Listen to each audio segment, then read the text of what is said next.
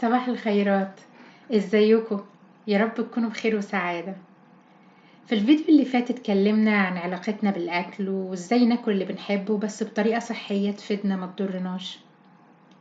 ومهم اننا نكون عندنا اختيارات متعددة علشان ما نزهقش من الأكل الصحي.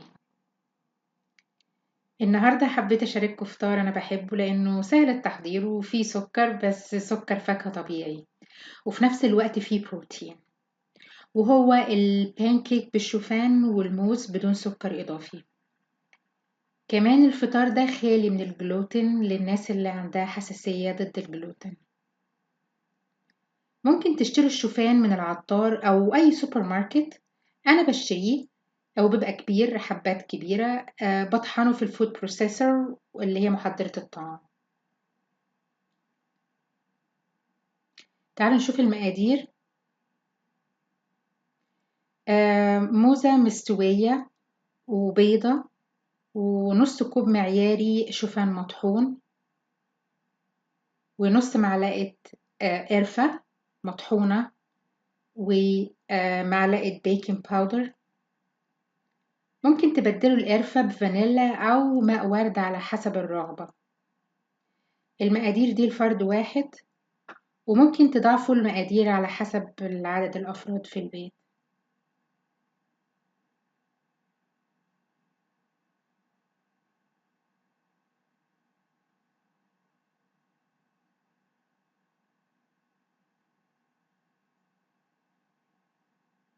هنقشر الموزة ونهرسها، وبعدين هنضيف البيضة والقرفة والبيكنج باودر.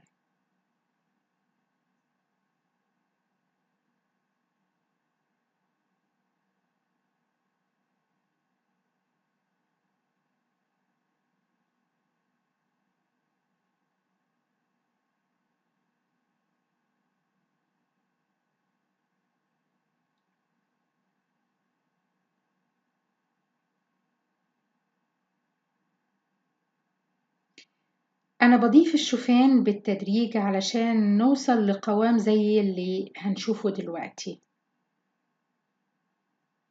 خلوا بالكوا إنه كمية الشوفان هتختلف شوية حسب حجم الموزة والبيض.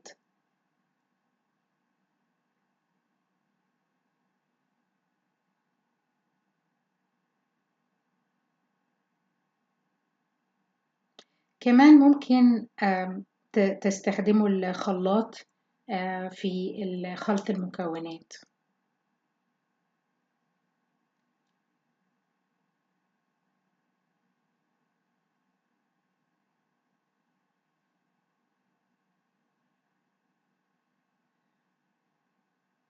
أنا ضفت هنا الشوفان الأول يمكن مثلا نص المقدار، وبعدين بضيف بالتدريج.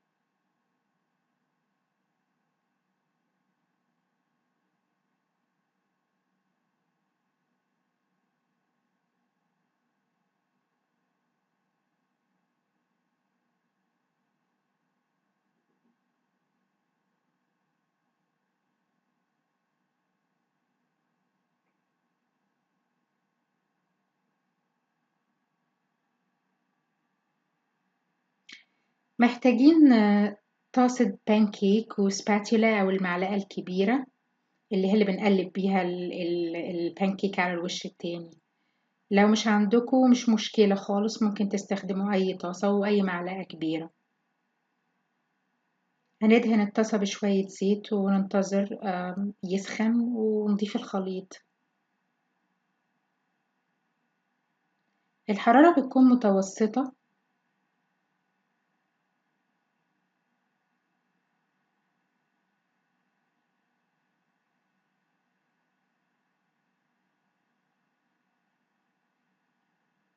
وبعدين نبدأ نفرد شوية ده القوام، شوف ده القوام المناسب.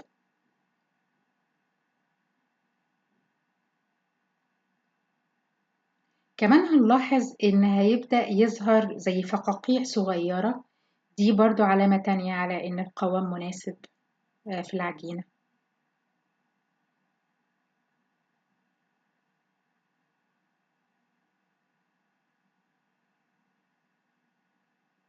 هنعرف إنها محتاجة تتقلب لما الأطراف تبدأ تغمق.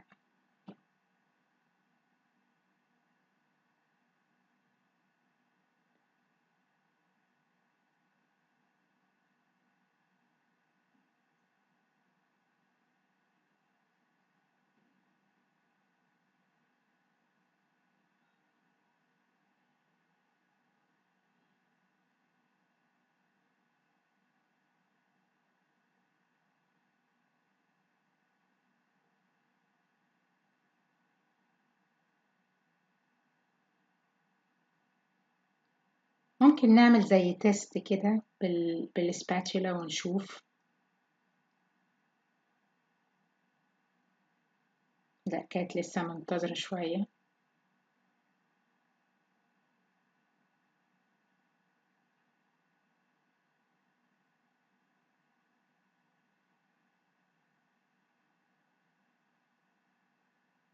بعدين هنقلب على الناحية التانية لحد ما تحمر أو تستوي أقصد يعني.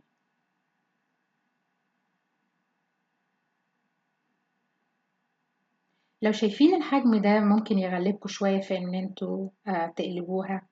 ممكن تعملوها بحجم صغير بيكون أسهل.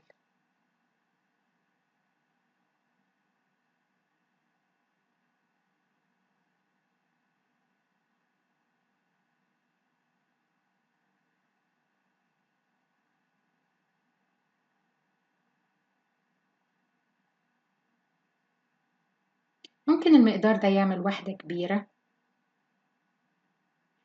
أو واحدة وشوية. هي هنا أنا اتبقى يعني جزء بسيط في الآخر، عملت واحدة صغيرة.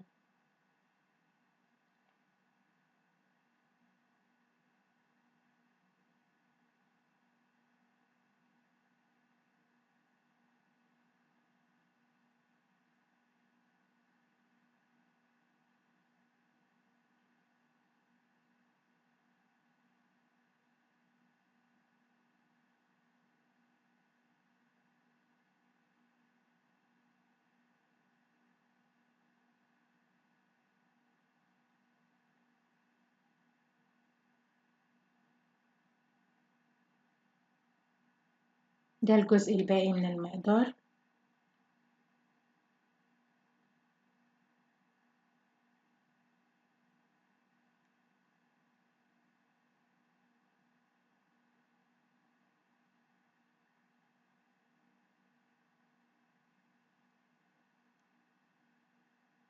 لما بتكون صغيرة بتبقى أسهل طبعا في القلب، وده طبعا يعني الشكل والحجم بقى على حسب الرغبة. ممكن تاكلوا البانكيك مع معلقة من زبدة الفول السوداني أو جبنة قريش بدون ملح والفاكهة اللي بتحبوها. وممكن كمان تضيفوا زبادي يوناني. عادة الناس بتاكل البانكيك مع عسل أو ميبل سيرب، بس احنا عاوزين نقلل السكريات ونزود البروتين. وبالهنا والشفا. لو عجبكم الفيديو اعملوا لايك واشتركوا في القناة، واكتبولي في التعليقات بتفضلوا البانكيك تاكلوه مع ايه.